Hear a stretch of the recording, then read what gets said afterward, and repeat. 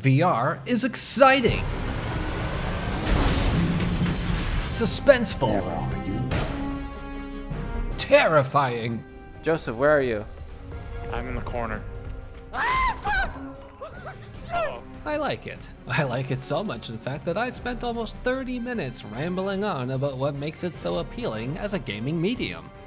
Well, here we are again, this time discussing the many challenges it faces, what's holding it back from gaining widespread adoption, and what needs to be done to cement its place in the gaming space. I've been late to jump on the VR train, having only had my headset for about 2 years now. But in that short time, I've had a lot of fun with it, and I've learned a lot about it, which also means my opinions on it have changed. And I want to talk about that here. So let's start with something most people can agree is a problem.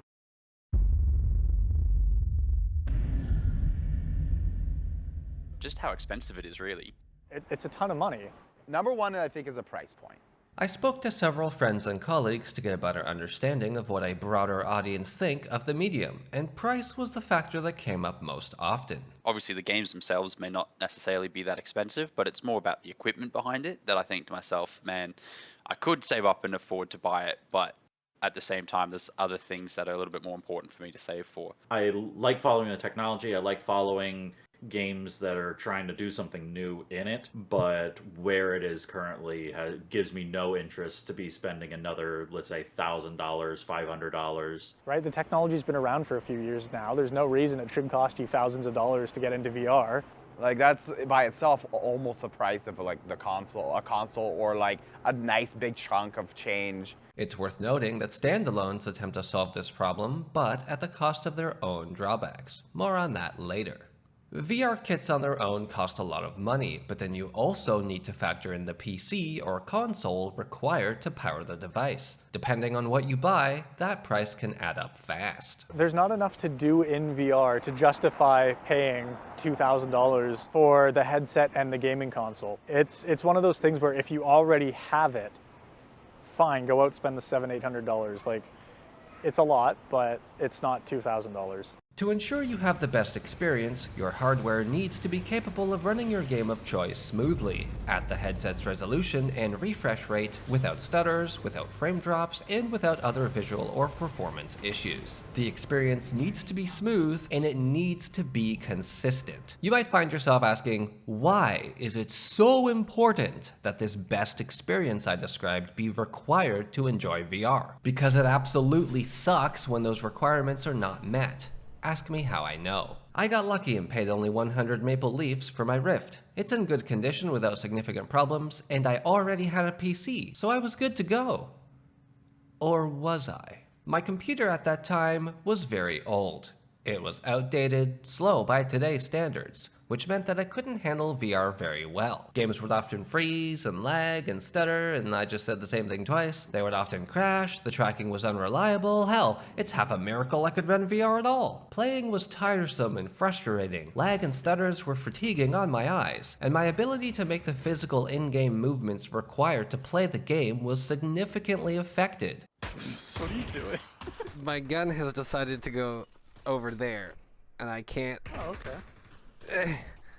I couldn't make basic movements quickly, I couldn't climb ladders, I couldn't even just throw objects like grenades, because even if the system could send the tracking data to the game fast enough, the game couldn't translate them into my character's actions fast enough because the frame rate was just too low. So any action faster than what the system was capable of would simply get skipped. You might now ask yourself, why are you telling me all this? Because I want you to understand just how miserable it is to play in VR with all of these issues present. Low performance and stuttery gameplay on desktop isn't fun either, but it's far more tolerable because your main sensory input isn't being completely surrounded by the screen, and you don't need to make physical movements in real life to perform in-game actions. It's unpleasant, sure, but not to the point of being unplayable. VR with these issues is borderline unplayable, because you virtually cannot play the game as fast as you can physically, and need I not remind you that's the entire purpose behind play a game in VR. The chances of motion sickness are also much higher when the experience isn't smooth. So, to get an enjoyable experience, one is required to spend a large amount of money on expensive hardware. But doing so on such a niche entertainment device at a time when basic necessities continue to rise in price make purchases like a VR setup more difficult for people to justify. That's a really hard sell. To be like, you have to go buy a PlayStation, which is hard to find. On top of that, then you have to go buy the headset, so which is just as much money. So I think like that for a lot of people, unfortunately, is just maybe too far out of reach for the majority of people. But what if I told you that maybe you don't have to spend so much money on VR? What if I told you that there are headsets out there that don't require a PC at all? Enter the standalone. Standalone headsets do exactly what their name implies. They are an all-in-one solution designed to handle VR gaming without requiring an additional device. One of the cheaper options on the market right now is the Quest 2. It does away with the PC requirement to offer a wireless VR experience by way of a battery and a mobile phone processor. And again, it won't break the bank. That must mean that this must be the savior VR needs to become mainstream.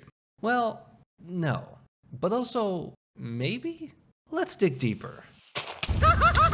So it's on the cheaper end of headsets, it doesn't need an additional device to power it, and it has decent enough horsepower to handle gaming. So those three things combined make it a great entry point into VR, thus strengthening VR's foothold as a viable gaming medium by allowing more players to buy into it. In fact, this headset alone has increased the number of active players significantly. This is a good thing. More players mean more games, bigger games, more ambitious games. Large developers with tons of resources can start looking at VR as a serious contender to develop games for. Multiplayer-only titles and live service games can now stay alive longer without the fear of their player base dying out, keeping the servers online for years to come. Or maybe not.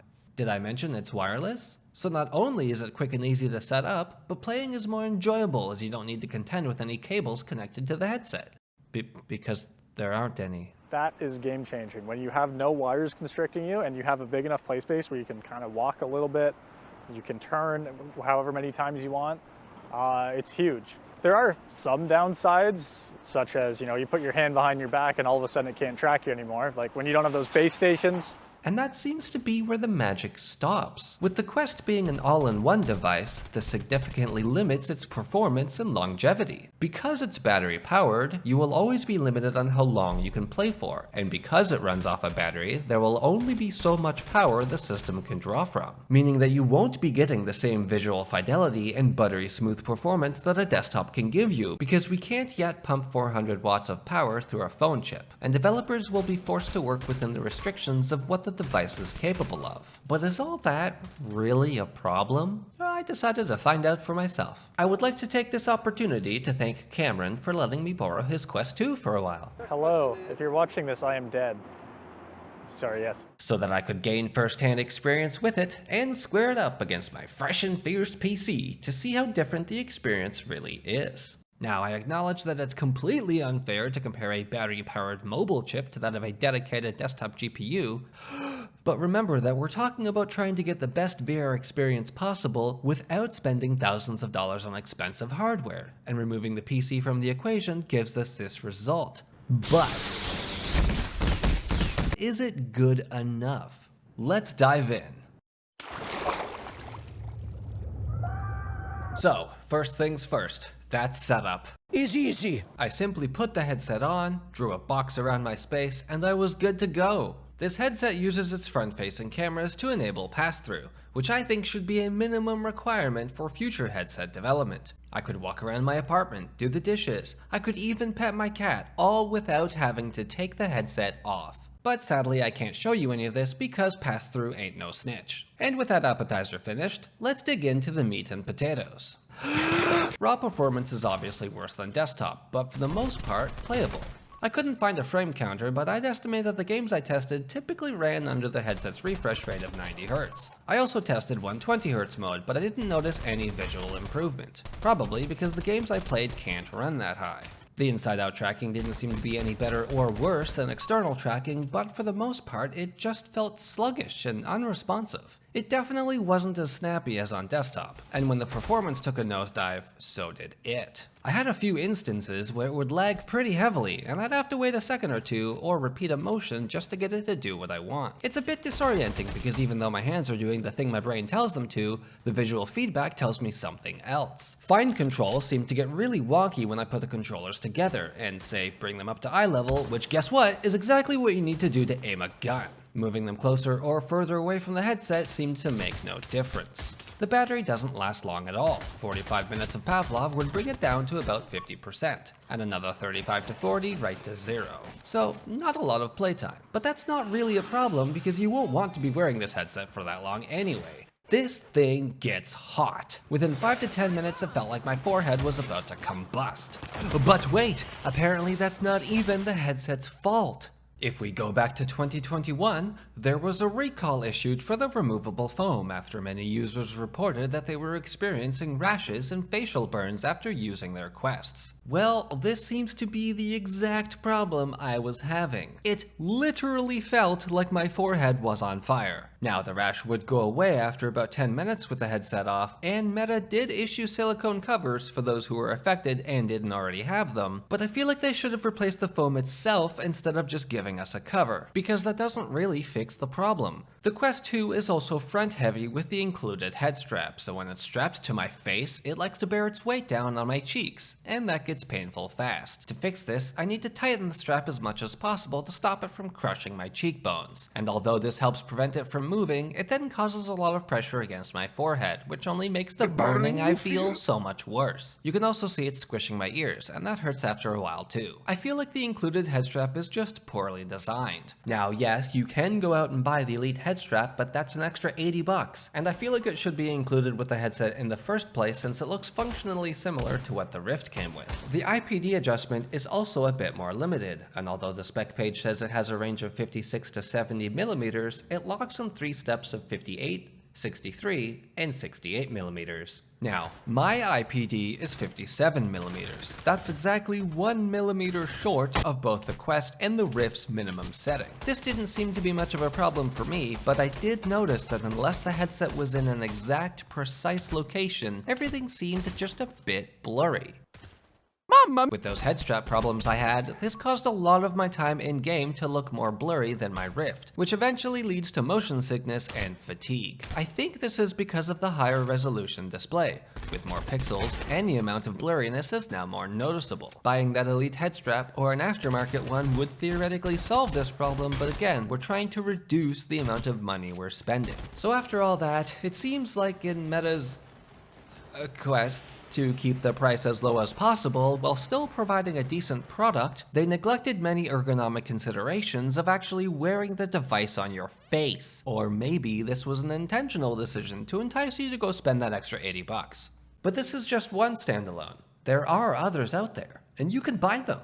Well, I can't, but maybe you can. But should you? Well, that really depends on availability and current market conditions, which would be difficult for me to touch on without dating this video significantly, because price and availability change all the time. In fact, as I was writing this script, the Quest 2 sat at 350 Canadian dollars. While I was editing this video, that price dropped to $250. And by the time this video was ready to release, it had been pulled from the shelves and replaced by the Quest 3. So you can no longer buy a new Quest 2.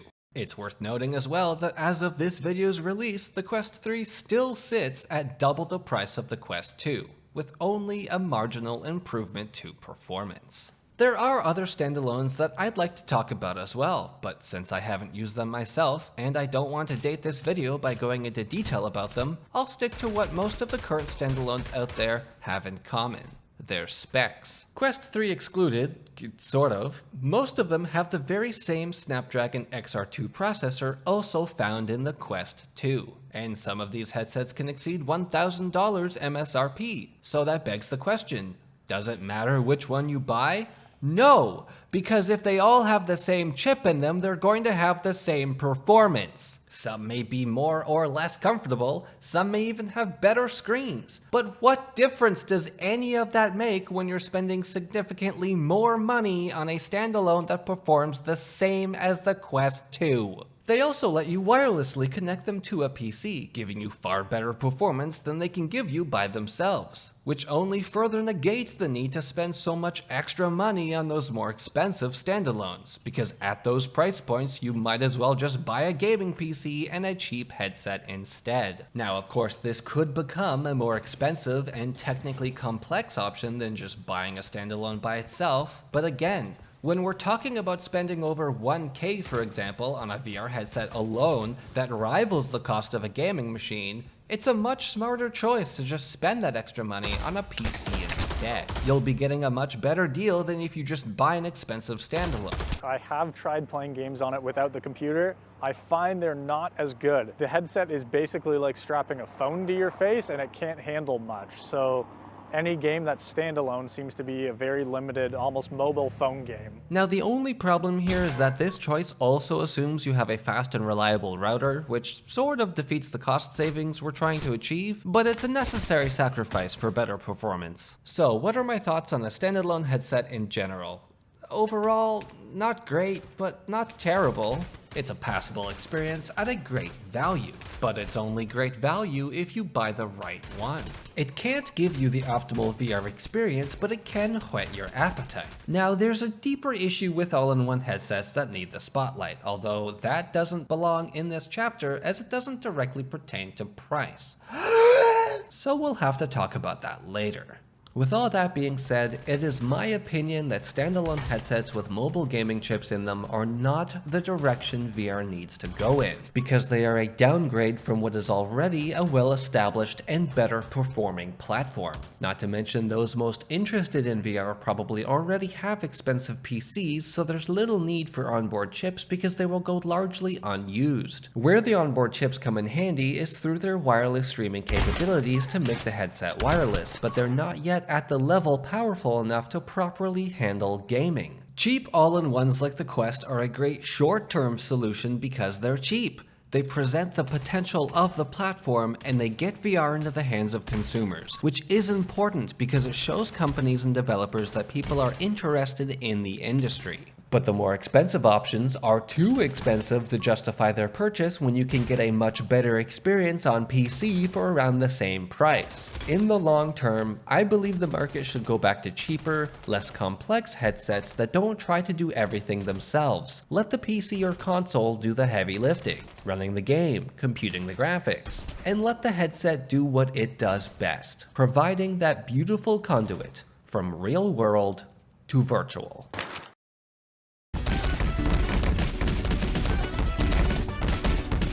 There are a lot of headsets out there today, and most of them come with their own controller designs. And this causes headaches for players because not every game will handle the same. Most developers choose different control methods for their game, meaning that there are no uniform set of controls for VR like there are with desktop gaming, because each controller that exists is slightly different from the next. Games will often vary wildly in what buttons do what, with controls in one game being completely different from another game in the same genre. But developers can't be expected to either buy or gain access to every VR kit that exists and build controls tailored to it, so they do the best they can with whatever kit they choose in the hopes it'll be compatible with the others. It's rather frustrating to jump from game to game and not have a unified control set up. Muscle memory can't be established because every single game handles differently. And if you happen to be a lefty, well, you'd better strap in because it's gonna be a rough ride. I'm left-handed, and the issues that accompany that in a right-handed society continue on into the virtual world. Games might allow you to choose your dominant hand, but at the cost of reversing every other control, making things unintuitive. The default movement structure is normally movement on the left, rotation on the right, primary weapon in the right hand. If you switch to left-handed mode in-game, it simply reverses that. What feels most comfortable for me, however, is a hybrid of left and right. Movement on the left, rotation on the right, weapon in the left hand. Games don't like this though, and they like it even less when you try to change the settings. Switch to left-handed in game. Okay, the weapon's in the left hand now, but movement controls have been moved over to the right. This feels really weird, and I can't do it. Okay, go into Steam control settings. No, the other one. Move movement controls to the left. That did nothing. Okay, find user-posted controls that match what you're after. That worked, but guess what? Now the left trigger doesn't work. Okay, double check that the binding is set correctly. Yup. Still nothing. Why won't it work? Go back to right-handed in the settings. Maybe that'll fix. Nope, that broke everything and the game crashed. Good job. Issues that affect lefties in real life often leak into the VR world without customizations available to allow you to operate as you normally would. For example, most weapons allow for ambidextrous handling, but some do not. But they can be modified for left-handed use. Most games, though, don't support this option. So if you're like me, who knows very little about firearms, you're going to be spending a lot of time fiddling with the gun mid-firefight just trying to get the damn thing to work. You should reload. Where's the charging handle? Where is it? Where is it? Come on, you better find it. It's too late. You're dead. This is something we'll just have to be patient with as we wait for the technology to mature. Because right now, every company is trying to correct the issues associated with the standard VR controller by making their own designs in the hope that it'll be better than what came before. Sometimes it'll work, sometimes it won't. Look at the Steam controller. Just look at it. I love my Steam controller, and I use it as my main gamepad when the need arises. I prefer it over a regular controller for many reasons. A few of them being more precise character control, plentiful customization options, and having never owned a console, it's easier for me to use than normal thumbsticks. I've played games on PC my whole life, and I can count on one hand the amount of times I've had to pick up a controller. So aside from racing games, I have very little experience using one. I'm not at all accustomed to using thumbsticks to move around and aim. I have the reverse problem console players have with mouse and keyboard. The trackpads on the Steam controller help alleviate that problem for me, as they give me a control method that emulates the movements of a mouse more accurately than what the thumbstick can produce. But no one liked it, so it was discontinued. They don't make them anymore. And that makes me sad, because I really like it. But I am literally the only person I know who not only has one, but uses it regularly. Every time I talk about it to my gamer friends, they turn their noses up at it and dismiss its existence as a worthwhile product by saying that it looks too weird or the trackpads feel funny, without fully understanding the benefits it comes with. This all ties into my point. Innovation takes time. And unfortunately for us, only companies like Valve can get away with losing money on products if they don't take off. Rip Steam Link. Eventually someone will come up with the ideal solution and we'll get the keyboard and mouse equivalent of the VR control system. But until that time, we'll just have to sit here and suffer.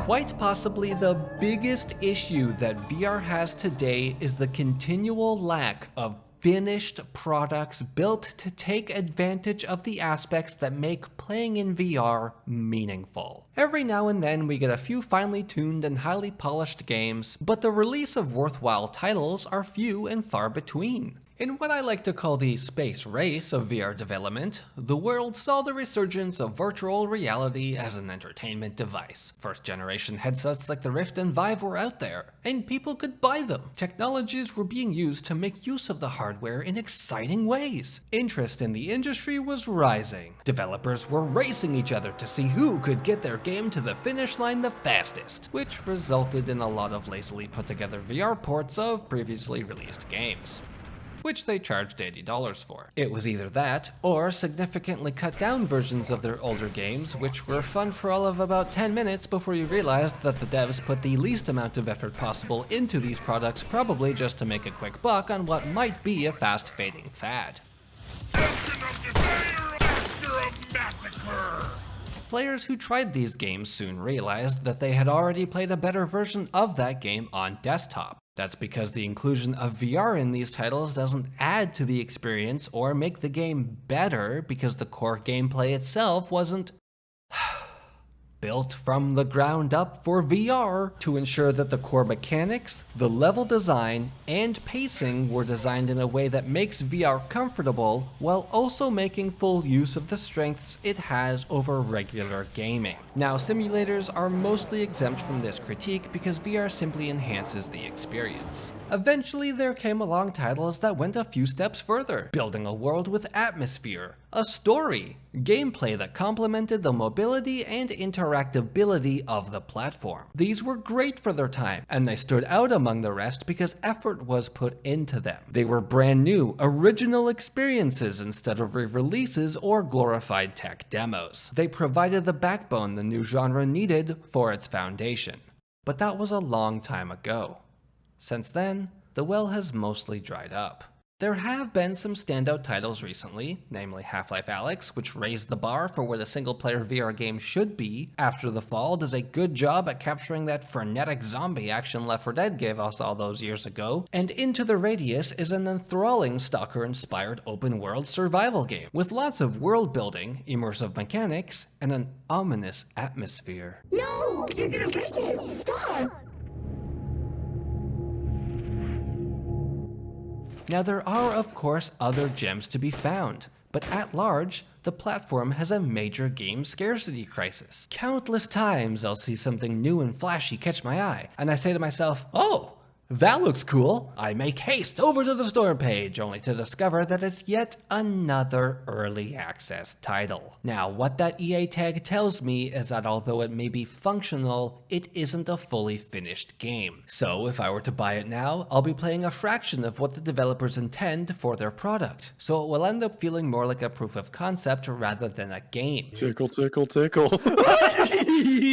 Now I could just wait, but what's the point in having a VR headset if I have no games to play? But on the other hand, if I buy this game now, I know that I'll play it for maybe a few hours at best before I've gobbled up all the content it has at that moment, and then it'll go and sit on the shelf with all the other unfinished games in my library where it will collect dust and eventually become forgotten until something else comes along and I go, oh, that looks like that other game that I bought, and then I realize that if I buy this new game, the cycle just repeats. This creates a chicken and the egg situation for consumers. You need the headset to play the game, but there's little justification in buying the headset because there are so few games to be played. Now look, I get it. Game development takes time, and people need to eat, so I understand why indie devs choose the early access route, as it comes with a lot of benefits for them. Players get a new game to test out, the devs get that much needed income, and they also get feedback and suggestions on how to make the game better. But when every indie dev is trying to get me to buy their early access VR game that's functionally similar to every other indie dev's early access VR game, I get a bit picky. I don't want to be drip fed one new map or 2 new game modes every 6 months. I'm willing to do that with maybe 1 or 2 games if they show promise. But I don't want to spend 20 to 30 bucks on multiple VR games with similar gameplay concepts when they lack content and play too closely to one another. Now, I do feel a little bad about singling out Tactical Assault VR for this explanation because I actually really like this game. It does a lot of things right. The maps are well built, the AI is smart, maybe a bit too smart. Oh, there's 2. Oh! Want to see me do it again? Yeah, go for it. Oh my god. Where did that come from? That was me. Oh, I'm dead. There's 2 in there. I forgot I can't open it while I'm holding a shield. Go, go, go, go, go. Oh! I found the hostage. Whoa! Okay, I'm ready.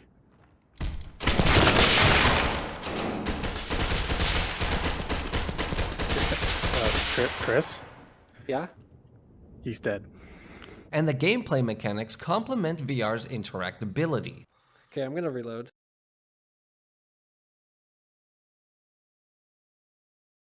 The water looks nice too. Oh, wow, so gentle. I have to be gentle. No, that's my full one. No!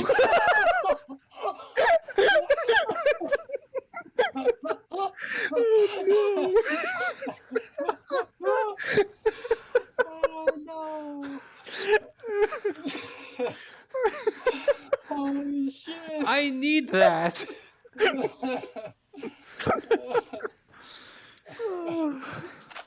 was great. My bad. Did you not know that was my full one? No. Why would you keep it there? You I have a don't thing. know. I figured it would be safe. I was gonna put it there and then get put my old one back in my vest because I have to practice not throwing them. And It was, then you it was so gentle too. Like just place it on the ledge. I can thought still was the see it empty down one. there. It's just, Oh, it's on the just- beach. it's just It's in the sitting there. water. But in its current early access state, it suffers from a lack of maps, game modes, and missions to keep me coming back. There's enough variation in level design and loadout options to keep replayability fresh for a while, and it's unique enough from the other match-based VR shooters that I find myself gravitating towards it more often now than I do the others. But here's another problem. We already have a load of match-based titles. Pavlov, Contractors, Onward, Tactical Assault, all these games function on the same concept. You hop into a lobby, play a few rounds, and that's it. But what we don't have are a lot of big, deep story-rich games. Campaigns that follow their traditional 10+ hour length cycle, with characters, stories, world-building detail. Until that changes and they have full games, I don't even find that's worth it. You have to buy a console, then you have to buy the thing, and then you have to buy the game. The game is only 5 hours. The math is not adding up for me. And I know this stuff takes time to make, but given the time it takes and the scarcity of releases like this, these games, when they release, need to be good. Because when they're not, they only strengthen the idea that VR is merely a gimmick not worth investing in. If you'd like an example of this, check out my review of Arizona Sunshine 2, which I did not enjoy. I know it hurts to wait, and I know it hurts to be super critical, but we need to be patient. And we also need to hold developers accountable if we want VR to eventually crest that uphill battle it faces. Because VR needs a reason to make people want to buy a headset. And if they keep seeing games that come out that do not meet players' expectations, they're not going to bother spending the money on it, which only continues to fuel the rhetoric that nobody cares about VR, which obviously isn't true because you're still here listening to me complain about it. The upcoming Metro Awakening is hopefully a step in the right direction, and I'm quite excited for a new Metro game, in VR no less. But I will say that I'm staying cautiously optimistic towards this game because it's being developed by the same team that made Arizona Sunshine 2. You know, the game I just said I was super disappointed in. So I'm a little worried developer Vertigo Games don't have what it takes to deliver a title that VR needs to boost its numbers. I really hope I'm wrong though, because if they do this right, it could be that great boost VR needs. Basically what I'm saying is that we need another Half-Life Alyx.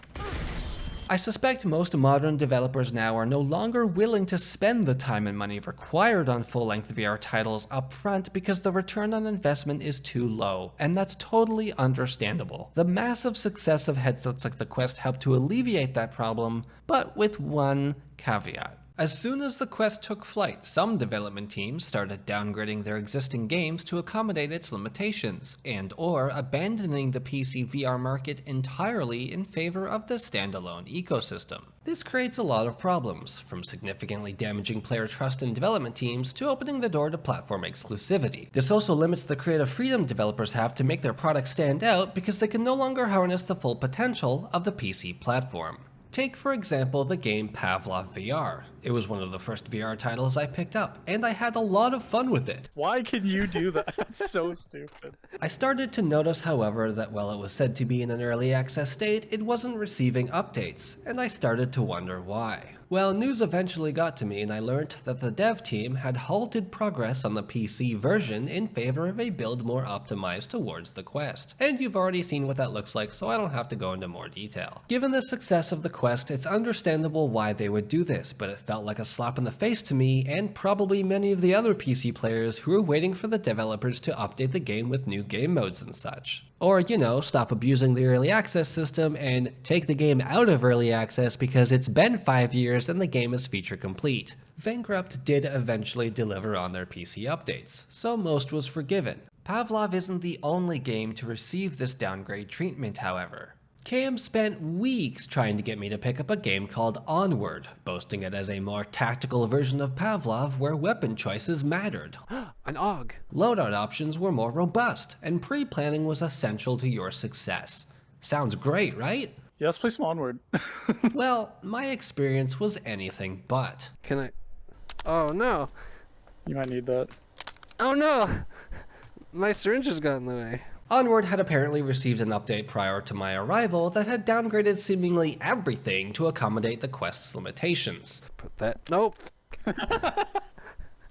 Oh, god damn it. So to say that I enjoyed my time in the game would be a lie the size of your mum. Everything's in the way. Can you pick up my magazine, please? Oh my god. This is embarrassing. What kind of soldier are you? We only played for a few hours, but this was enough for me to understand that Onward was very much a subpar product compared to, for example, Pavlov. But where Pavlov rose above Onward was in its quality. Not only did the latter's maps look terrible, but there was never a time where I felt like the tactics and pre-planning we did were needed to win the mission. The AI that I was told would challenge our tactical ability were completely brain dead. They would slowly saunter on up to us and then stand still, easily allowing us to pick them off. This felt no different than Pavlov's AI, and to make things worse, on many of the missions we launched, the game wouldn't even spawn enemies into the map. So we'd be left wandering around for 10 minutes looking for enemies that weren't there. And the icing on the shit cake is that the game would crash every time I tried to change the default controls, which themselves were confusing and poorly thought out. It felt like the game was in a broken alpha state, more like a proof of concept than a game worth $30. And this was in 2022, which at that time was 6 years after the game had launched into early access back in 2016. So now the elephant in the room was,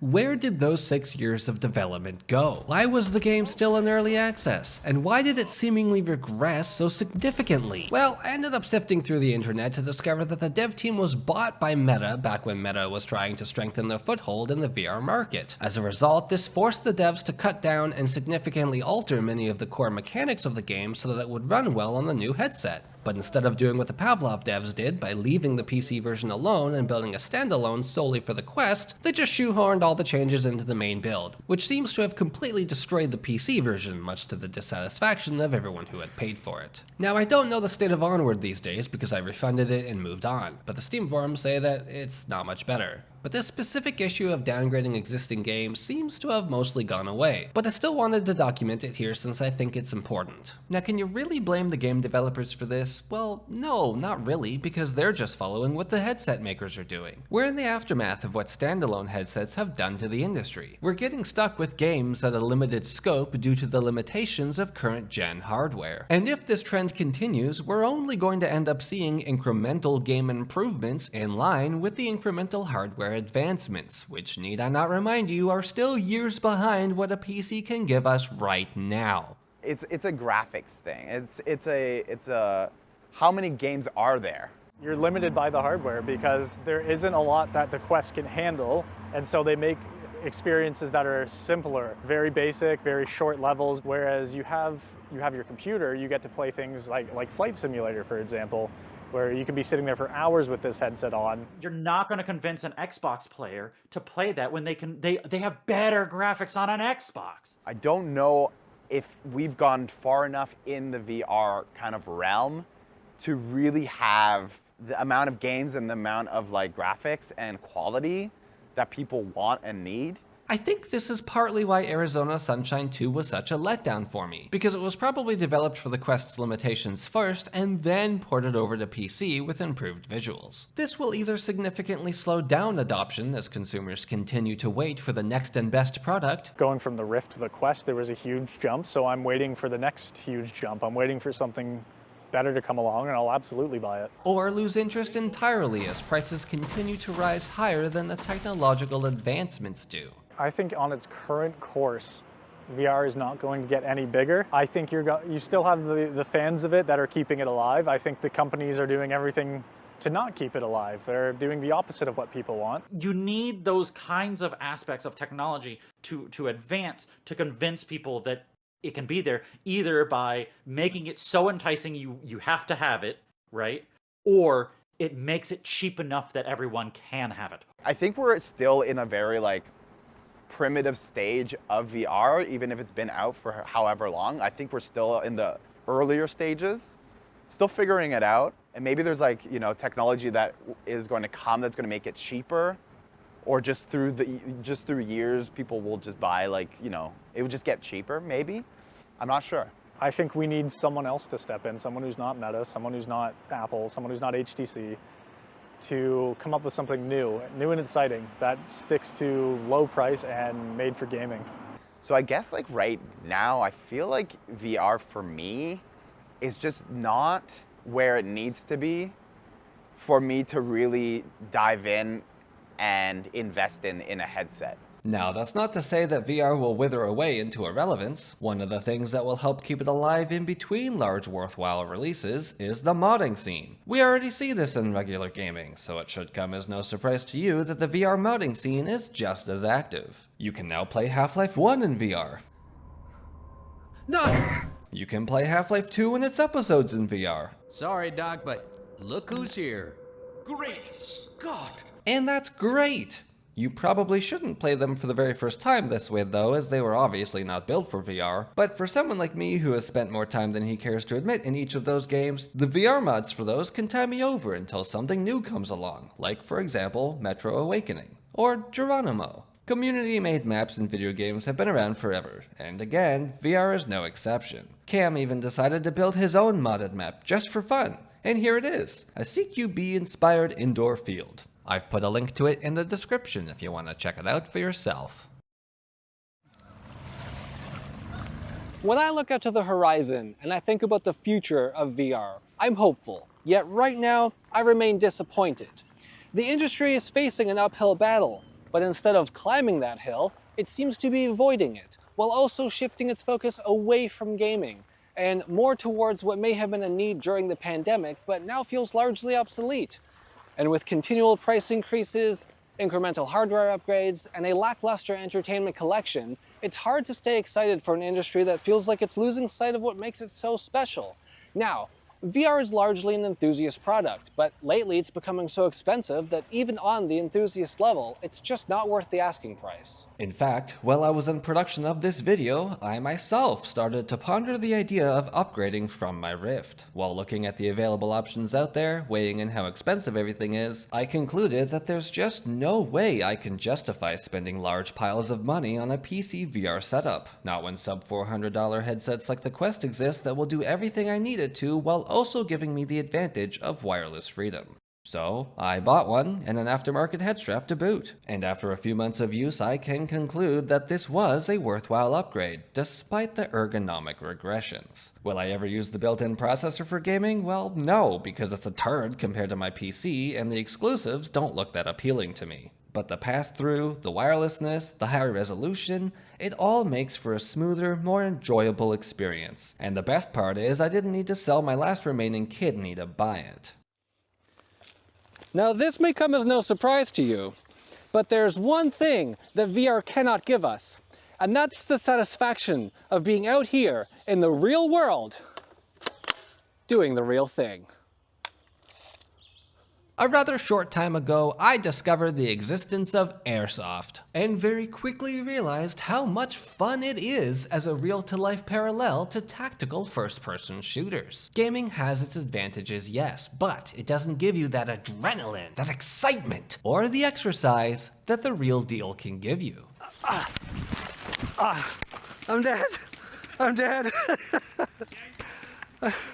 And what a better time for me to announce that because I've been enjoying Airsoft so much, I decided to open up a brand new YouTube channel dedicated solely to Airsoft gameplay. I hope to release videos there on a more regular basis, as it's a lot easier for me to put together Airsoft content than it is a deep dive like what you're watching right now. That's not to say cinema space will cease, it just takes me longer to make these detailed video essays. So, in between these finely tuned and carefully curated pieces of craftsmanship, sit back, relax, cozy up by the fire, and enjoy as my friends and I run around forests and fields, tactically subduing our foes, or each other, with non-malicious intent. If this sort of thing sounds like something you'd be interested in, then consider heading over to this newly created channel of mine, aptly named Maple Leaf Marksman.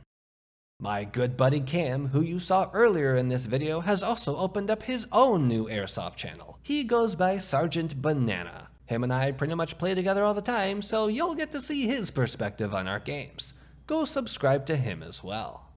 VR in its current state is a confusing and complicated topic to discuss. Because of its multifaceted issues and high barrier of entry, it's difficult to get people interested, let alone excited for it, because it has so many problems holding it back. I will still hold out hope that the future of VR is bright and sunny, but for now, with the weather being exactly that, I'm off to go spend some time out in the real world. See you soon.